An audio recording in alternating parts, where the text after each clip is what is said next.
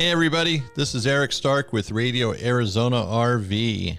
Today is episode number 55, and I'm going to be talking about power awnings, and more specifically, things you can do when your motor is going bad or has gone bad when you have a power awning and you're out camping, enjoying the great outdoors. Before we get into that, I want to remind you, you can listen to all my episodes on iTunes, Spotify, Stitcher, Google Podcasts, all the major podcasting channels.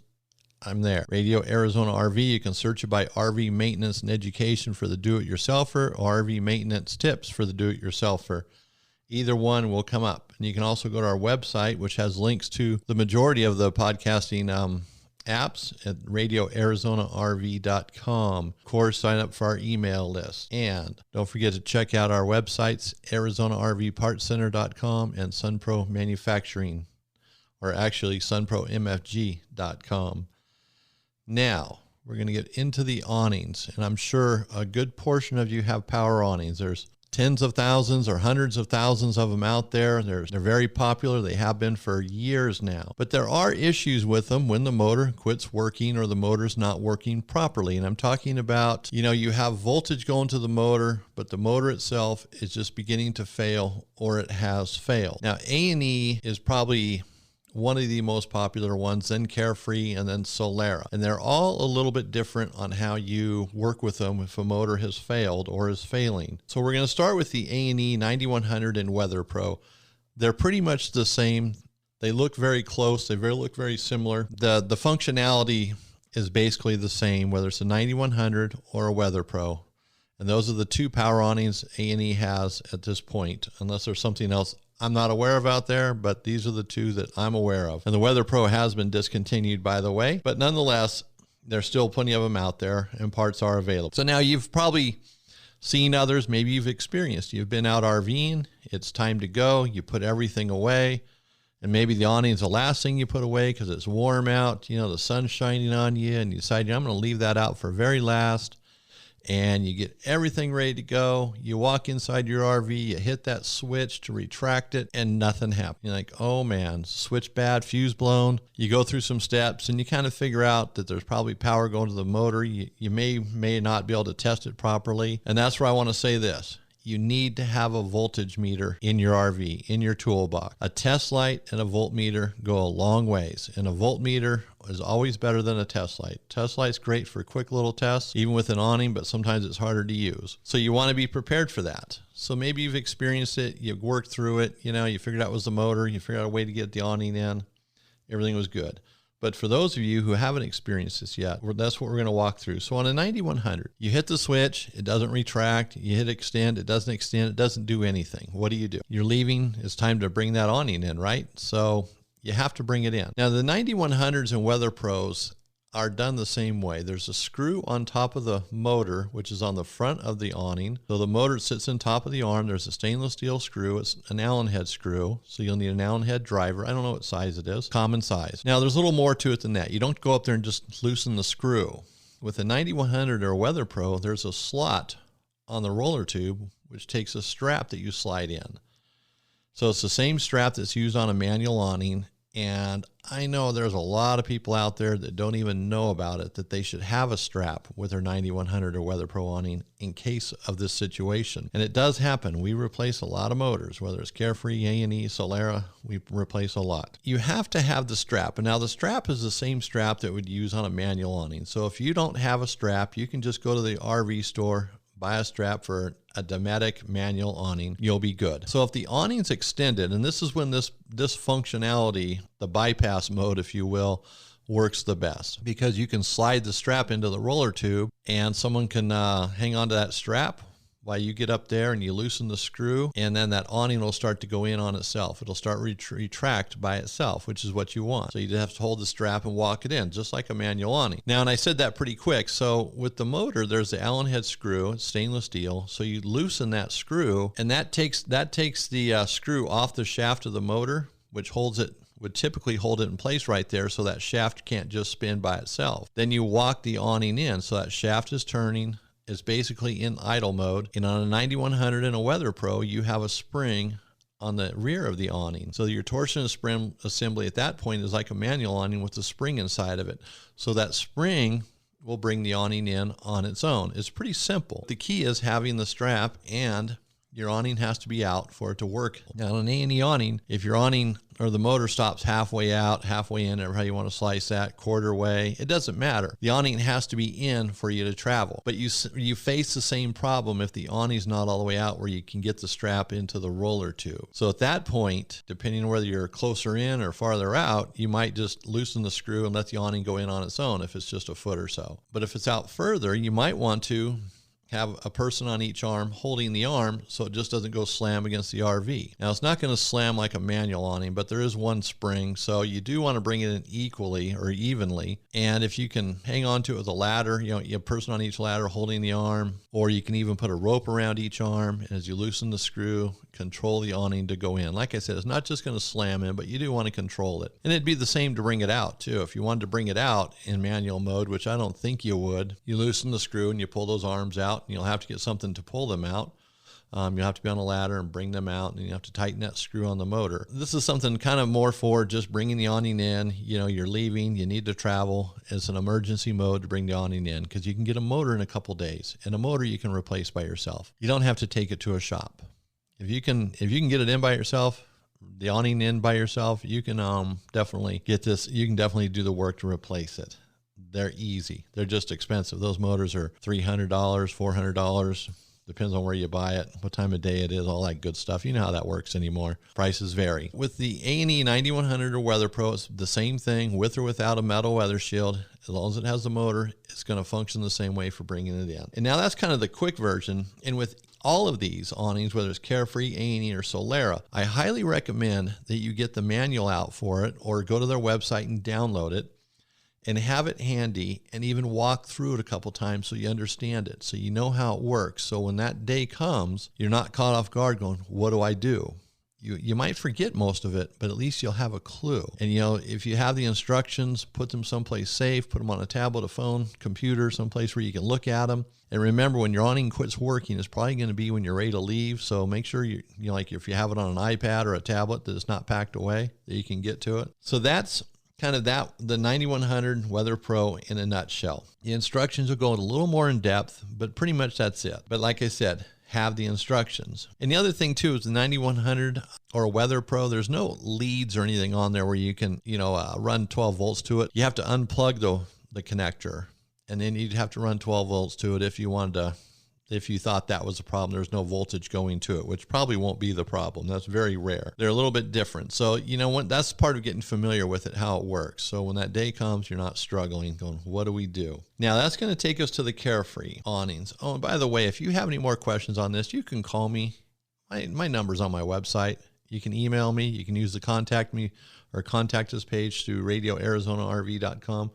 I have no problem answering these questions. And then the Carefree awnings are a little bit different.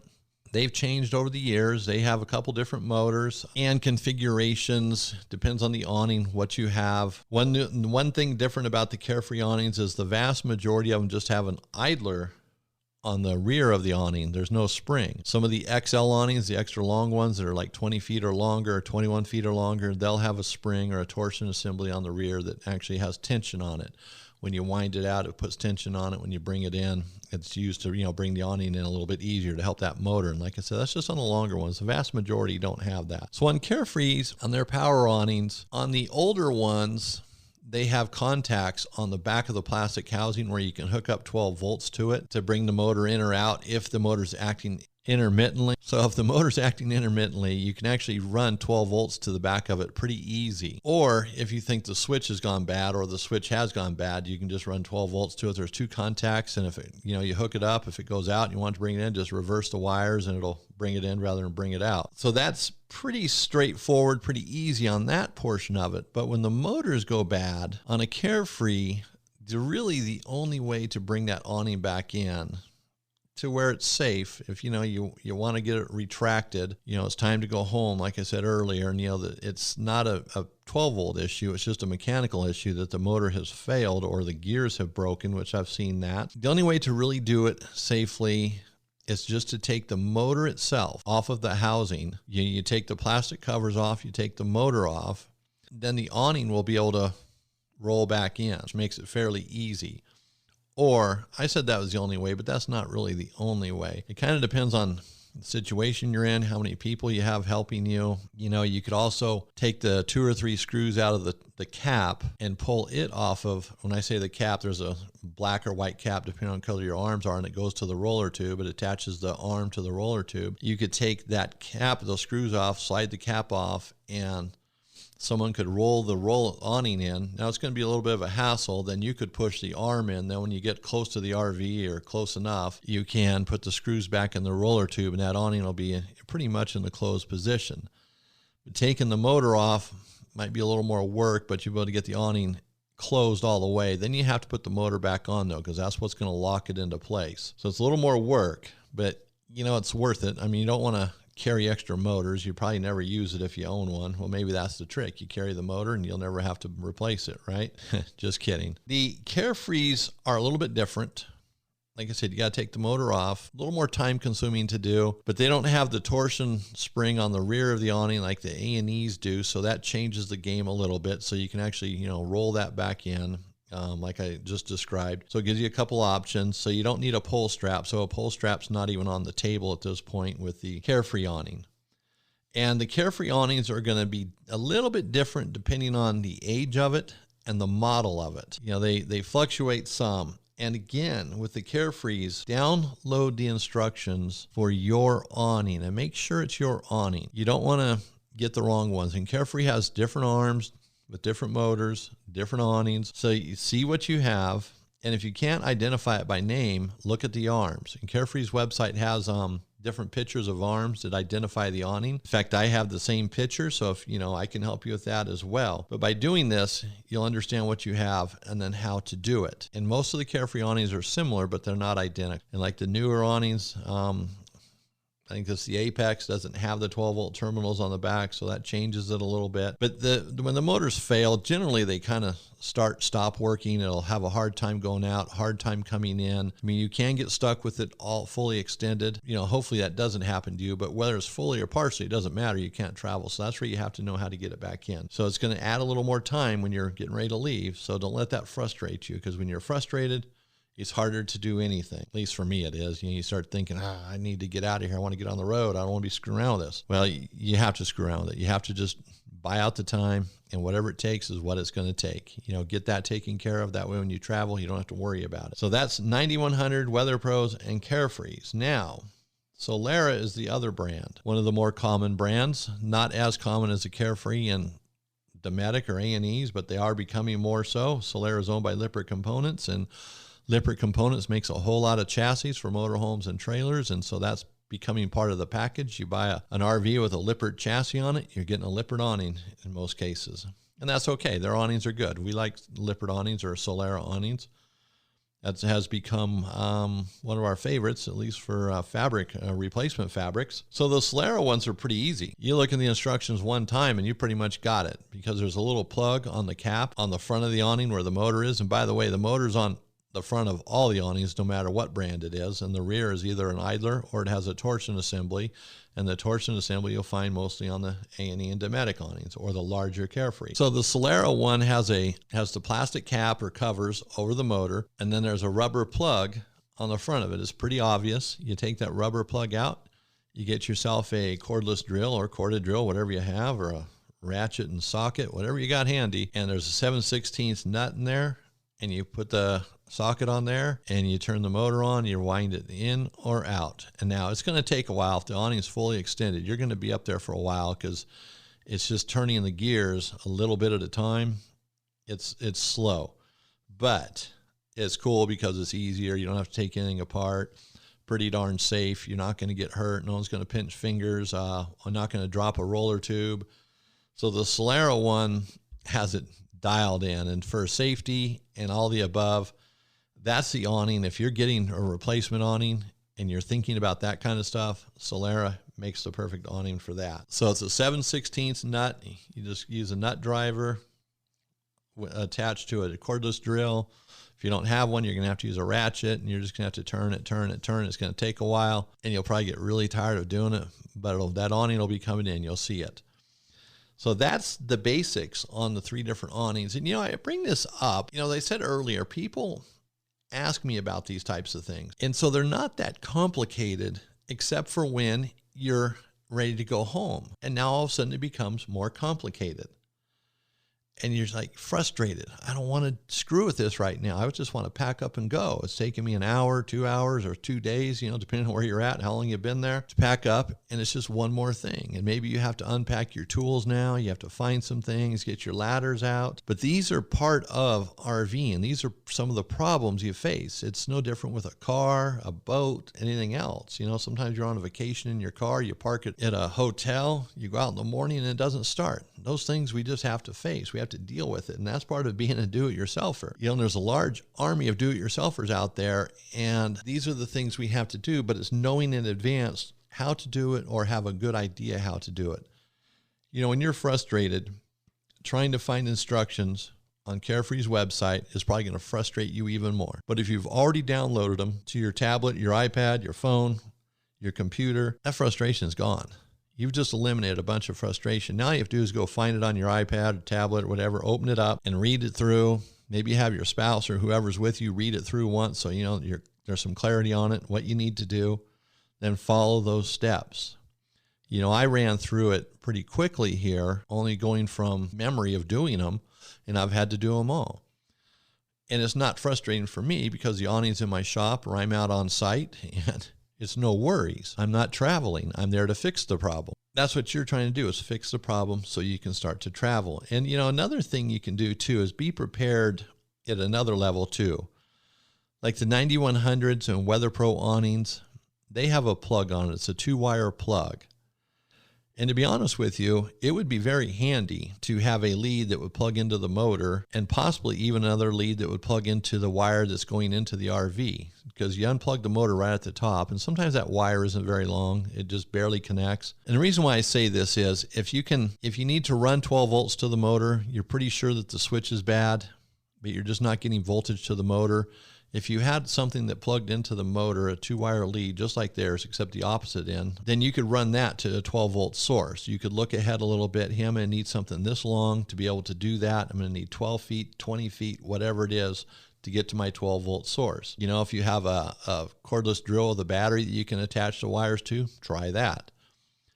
But also for checking for voltage, if you had the other end that plugged into the lead that goes inside through the arms and into the RV to the switch, it'd be much easier to test standing on the ground if you're using a voltmeter, or if you have to use a test light, you're going to have to ground it somehow. So that could make it a little bit easier. It's all about keeping it simple. And yeah, you might have to buy some wires, you might have to get the leads and have them sitting in a toolbox, but you know what? It's better to have them sitting there ready than when that day comes, you don't know what to do. And it's the same for the Carefree awning. It has the contacts on the back of the vast majority of them on the back cover to hook up 12 volts to. And again, you could use a battery out of a cordless drill, or you can have some longer leads already made with alligator clips on both ends to connect to the contacts on the back of the plastic cover on the arm, which goes directly to the motor, and then have it so you can alligator clip it to a battery or a 12-volt source. It's things like these that eliminate a lot of problems, and they're simple things to do. And actually having some wires with alligator clips on each end that are 20 feet long probably isn't the worst thing in the world to have sitting around in an RV, because there's other things in your 12-volt system that are going to fail. And maybe you need to run power to it to test it. Maybe you're not sure if the ground is good. Now you can use these wires. They have a good ground. You can use them for other things. In my RV, or actually in my truck, in my toolbox in my truck that pulls my RV, which my truck is also a 4-wheel drive, so I go out overlanding in it. I have these types of things. I have a spool of wire, a coil of wire. It's 2-wire, green and yellow. Alligator clips on each end. They're soldered on. They're not going to come off. So if I have to jump one battery to the next, if I need 12 volts, need to do some testing, pour ground, I can do that, whether it's my truck or the trailer. And also having the tools, a test light, a voltmeter, some wire cutters, some wire strippers. You can use side cutters or wire cutters to strip wires, but if you have a pair of just, they're small wire strippers, for the gauge wires that you're on your RV, probably 8 gauge to 14 gauge or not 8 gauge, I'm sorry, probably like 12 gauge to like 18 gauge or 16 gauge. The little strippers, they don't destroy the wire. They take off just the insulation. Get a pair of those. Be prepared, because you can use it not only in your RV, but on your vehicle as well, and other things around the house, sound systems in homes, cars, whatever, wherever you need to strip wires. So I'm not trying to be, run this into the ground, but being prepared certainly helps. And even having a cordless drill when you travel, and I always do, and I've never regretted it. I throw a cordless drill, a charger, and a battery, either in the trailer or my truck somewhere. Some bits, I don't have 50 different bits for it, but I have the bits I know that are common on an RV. They make a big difference. You can use them for raising and lowering your levelers on a travel trailer or a fifth wheel. If you have to take something apart, you're out on the road and your furnace quits working and you got to get it going, and maybe there's no shop to take it to, so you got to take that furnace out. Having a cordless drill saves a lot of time. So it's things like that. And that battery, the cordless drill, could possibly power your awning or be a 12-volt source. So look at what will work, and even doubling up, or not, rather than double up on tools, one tool might work for many different tools. Having a couple of screwdrivers is great, but a cordless drill is much better, much quicker. Bam, you're in and out, especially when you're testing and doing things like that, things that you're not real excited about. Not to, like I said, not to run this into the ground, but being prepared for the awning failures is very important. Even having the installation instruction gives you an idea how things can or should work. So that's covering it for 9100s, Weatherpros, Carefree, and Solera awnings. And like I said, they're going to all vary a little bit. Have the instructions handy. The Solera awnings are the easiest ones to deal with the motor if you're having issues with it, if it stops working, the extended position, partially out. So as a reminder again, check us out, radioarizonarv.com.